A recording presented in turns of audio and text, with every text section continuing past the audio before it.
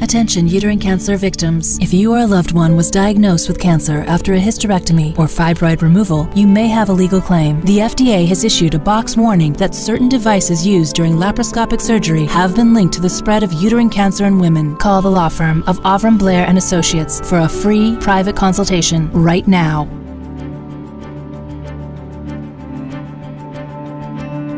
The FDA discourages the use of laparoscopic power morcellation during hysterectomy or myomectomy for uterine fibroids. According to the FDA, 1 in 350 women undergoing a hysterectomy or myomectomy for fibroids have an unsuspected type of uterine cancer called leiomyosarcoma. If you or a loved one developed uterine cancer after laparoscopic surgery, please call the law firm of Avram Blair & Associates for a free private consultation right now.